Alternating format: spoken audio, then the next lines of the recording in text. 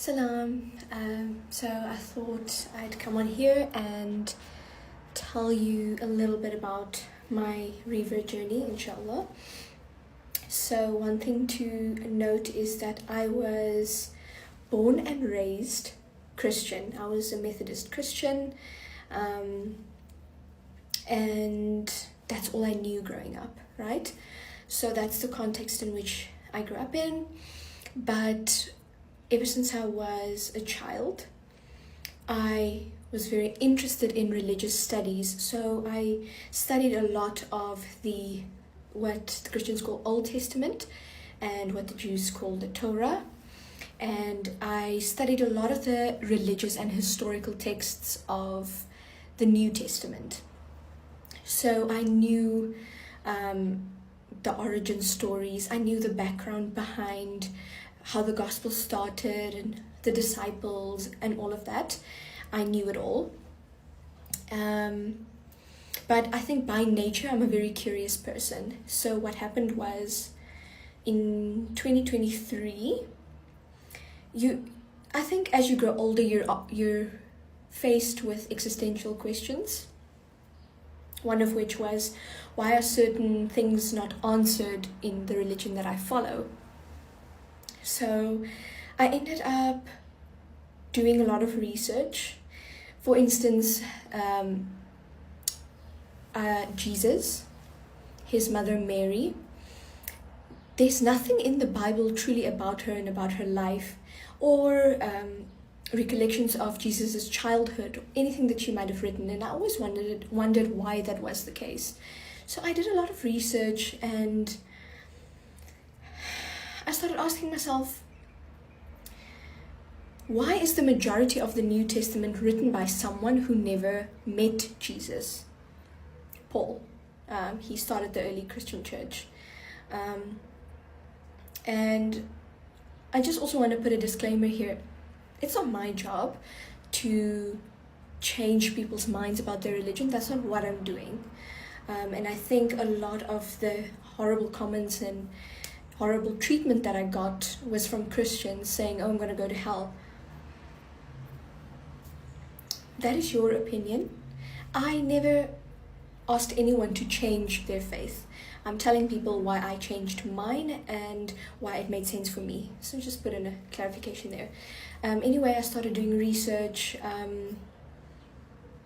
and that's how I stumbled on the Qur'an, because the Qur'an has a whole surah chapter about Maryam alayhi salam, Mary, mother of Jesus, and Jesus' birth and childhood, and we don't know a lot about that, or there's not a lot of information about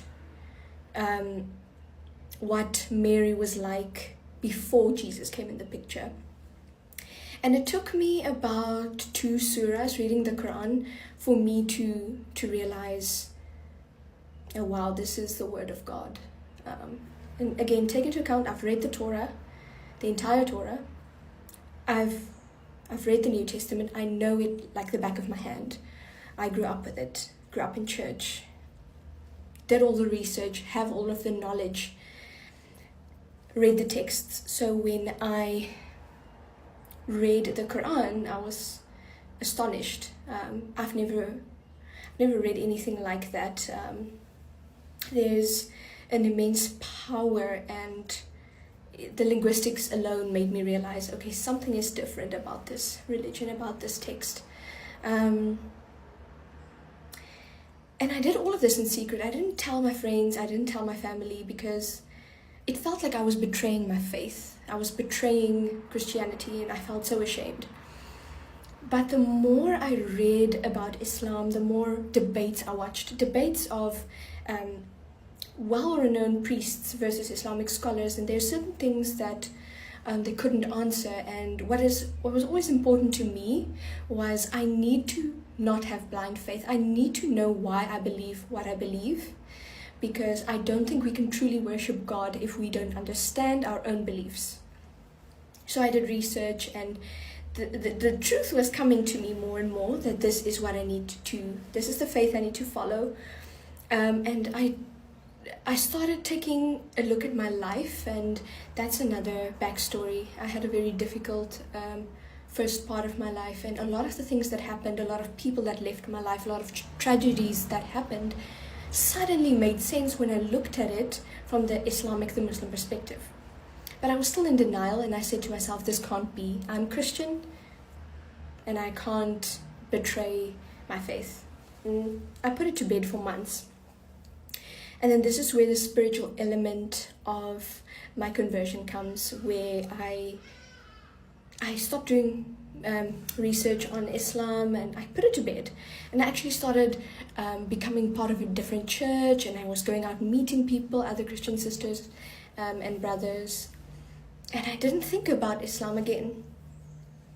And then for a week, all of a sudden, late last year, it was before a surgery that I had to go through, before a big trial in my life, I started waking up at 3-4 a.m., which now that I'm Muslim, I'm realizing that was tahajjud time, and tahajjud is a prayer we make before the morning prayer. It's a prayer where, you can ask for things, you can speak to Allah, you can speak to God.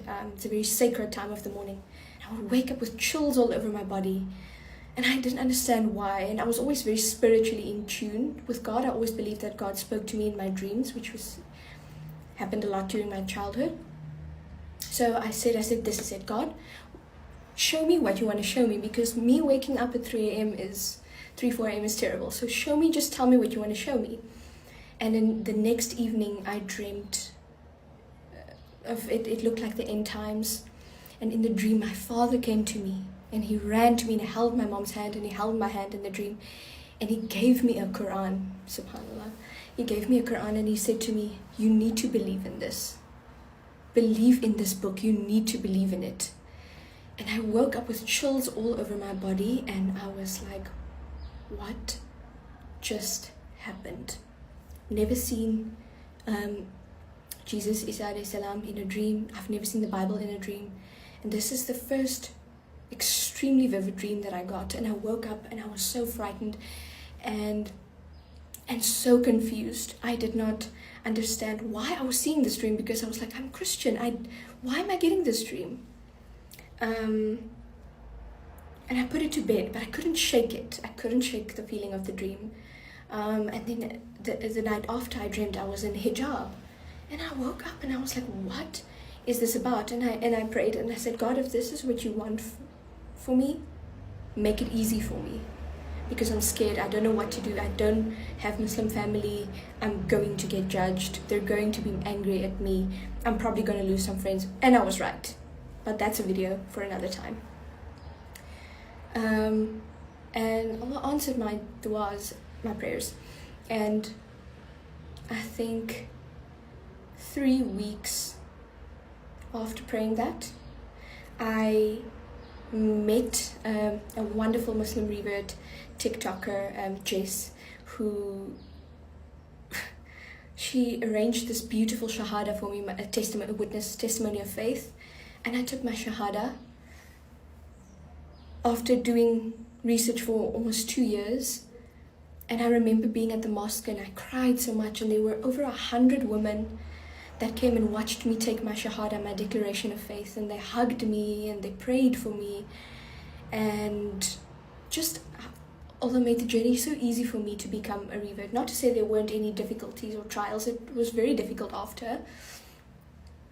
But there was no doubt left in my mind that that was Allah, that was God, that opened up the door. And the moment I made that prayer, that dua, and I said, Allah, make it easy for me if this is what you want for me. And everything fell into place within a few weeks.